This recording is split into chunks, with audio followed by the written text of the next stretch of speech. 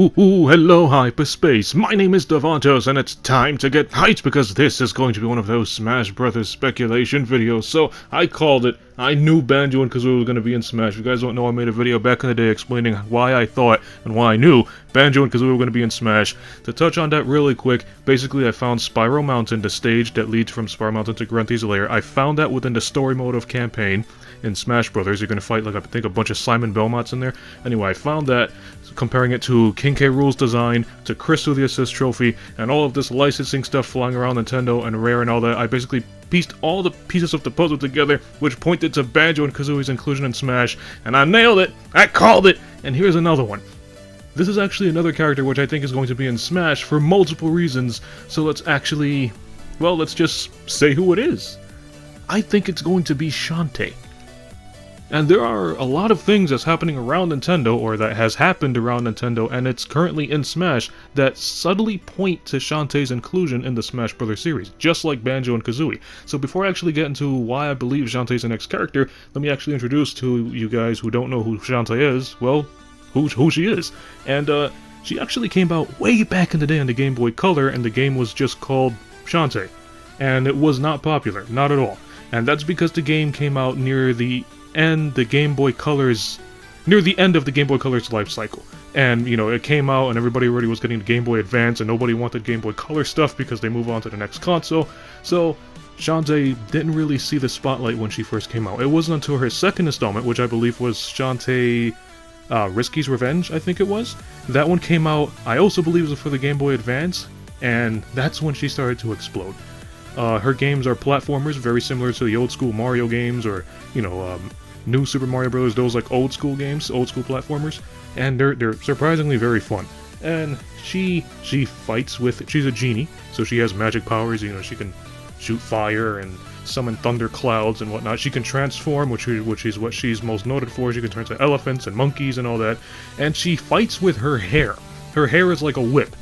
Now that's very weird, but it's very effective, and if you've played a lot of the Shantae games, you know that this woman has a lot in her arsenal, just like Banjo and Kazooie. Banjo-Kazooie has those eggs, he basically uses Kazooie as a melee weapon and slams her around. Shantae's kind of the same thing. She pulls out swords, she pulls out guns, cannonballs, different magic attacks, different transformations for different abilities. Shantae is a very, very versatile fighter in her games. So Shantae kept making more games. You know, we had Shantae and the Pirate's Curse, Shantae Half Genie Hero, and then a new one that's coming out, which I keep forgetting the name. I think it's called The Seven Sirens? Something like that. But anyway, Shantae is very popular. One of the most popular indie games out there. She's already massively popular in the US. I'm not too sure how she's doing in Europe. She should probably be very popular there. But she was released in Japan. She made her Japanese debut, I believe it was about two years ago, something like that. And well, she just exploded in Japan, and now Shantae is basically a massive indie icon. She's huge in the States, as I said, she's huge in Japan, and if you manage to be huge in both those countries, America and Japan, you have a fair share of making it in Smash. I mean, look at Ridley. Ridley was massive in the States, Sakurai put him in. Hero from Dragon Quest was massive in Japan, and he put him in. Hero wasn't really that big in the States, but because he was massive in Japan, Sakurai put him in Smash. Same thing for Banjo in the States, and so on. So, Shantae's big on both sides of the world, and she has a fair share, she can make it in. So, and let me address the elephant in the room and why I think she's going to be in, and it's with the new Shantae trailer. So Shantae released an animated trailer for her new game, and in the trailer it shows her that she's laying in bed, she gets up a bed, and she looks out the window, and the window is literally the Smash Brothers logo, flipped. And a lot of people are freaking out, it's like, oh, Shantae for Smash! And, well, I can see it. That can probably be way forward's a little subtle hint and saying, hey, this is a little clue, Shantae's gonna be in Smash. But there's actually some more evidence that happened in the past and is currently in Smash that points to her inclusion in the game. So, first off, we have that window thing. You know, the window for the new trailer, which is the Smash logo. We have her popularity, which she's huge in both Japan and America. She has her new game, which is going to be released in both America and Japan. And on top of that, we have her voice actress. Her voice actress has done a lot of interesting things within the past few years. So, Sakurai has confirmed that he's been working on Smash Ultimate ever since he finished working on Smash Wii U and 3DS. After Smash Wii U and 3DS, we got DLC. Mewtwo was the first DLC, and everybody was freaking out saying, oh, who else are we going to get? You know, we wound up getting Lucas and Roy and all that. So, Around the time where DLC characters were being released, Shantae's voice actress, what was her name, Christina? Yeah, Shantae's voice actress, Christina, has been seen leaving the Nintendo headquarters. And people were saying, oh, Shantae's going to be a DLC character for Smash, so on and so forth. And people were also saying, maybe they're making a new Shantae game, but the new Shantae game isn't really related to that subject, because Shantae's being made by WayForward, not Nintendo. And if Christina were to make a new Shantae game, or help make a new Shantae game with the voices, she would have to go to the WayForward headquarters, not the Nintendo headquarters. Because Nintendo doesn't own WayForward, which is why you see Shantae games both on Nintendo and PlayStation and all that stuff, because she's not really owned by anybody. This is an individual, development studio. It's an indie game. But she's huge on Nintendo. Her debut was on Nintendo. But anyway, Christina was seen leaving the Nintendo headquarters around the DLC period for Smash Wii U and 3DS. People were saying Shantae's going to be a DLC character for Wii U and 3DS, and it just didn't happen. So now, she left the Nintendo headquarters, so now let's link that instance to her appearing in Ultimate. Because Sakurai was working on Ultimate when he finished making Wii U and 3DS. And when did he finish making the core game for Wii U and 3DS? Around the DLC period. So he needed to hire the voice actors and voice actresses for Ultimate once he finished the core game for Wii U and 3DS. Because obviously the DLC characters isn't something huge, that's not really anything that Sakurai has to put a lot of blood and sweat into. That's something that the crew can take care of, because just like one character every few months, so they don't really need Sakurai there 24/7 to monitor everything. So, Christina left Nintendo headquarters right around the DLC time for Wii U and 3DS, which is around Ultimate's development, but it gets even deeper. And for this, you have to know a little bit about the voice acting industry and how they work. So, me being into voice acting, you guys know I'm into voice acting. Oh, it's me, Mario, hello! So, I'm into that stuff. So, when you're voicing for a cartoon or a video game, it works differently. If you're voicing for a cartoon, you have to know everything because you're following a script. When you're voicing for a video game that doesn't necessarily have a campaign, that it just has dialogue sections here and there, like Overwatch has specific dialogue, but there's no campaign that allows you to talk in full sentences and make scenes and all that.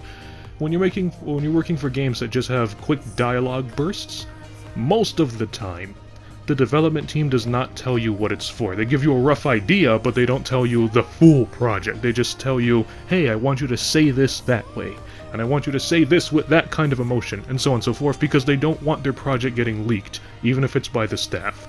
So, that's most of the time. But there are some times that the development team does tell you exactly what they're doing.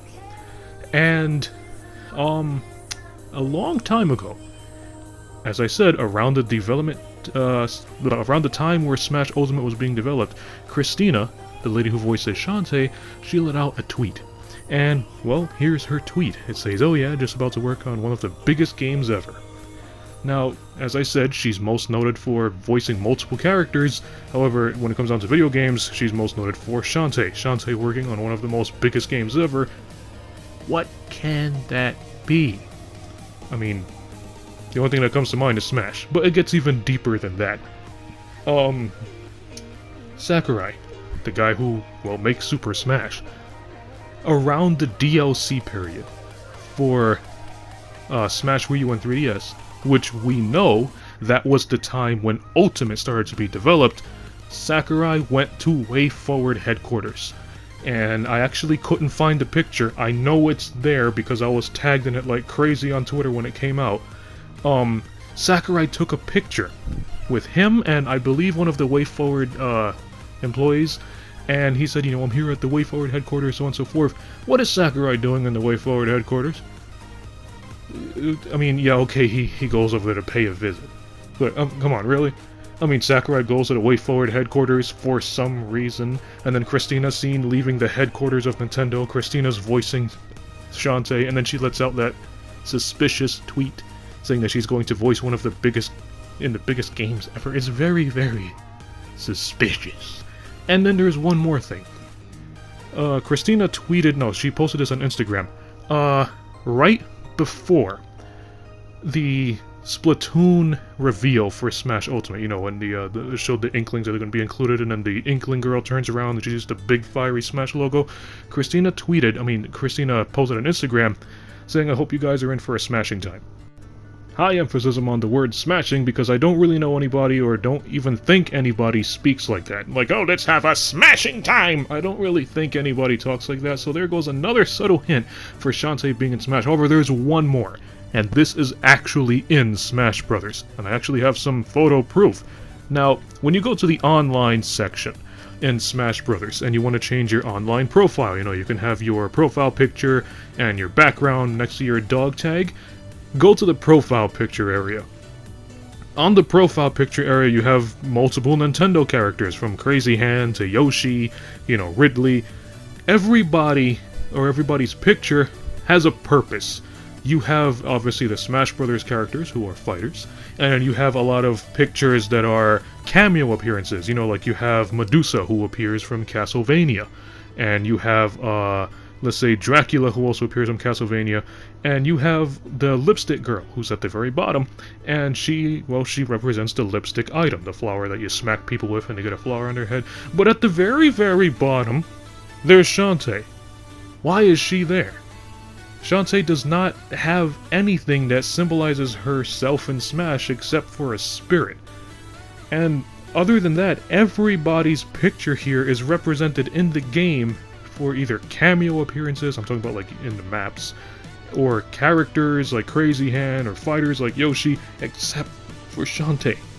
Why is her picture there? You even have the doctor next to Shantae to deal with the devil horns. I forgot what his name was, but he was for the learning games for the 3DS. You know, everybody has a purpose in this profile picture catalog except for Shantae. She's the only one that's just there for the sake of being there.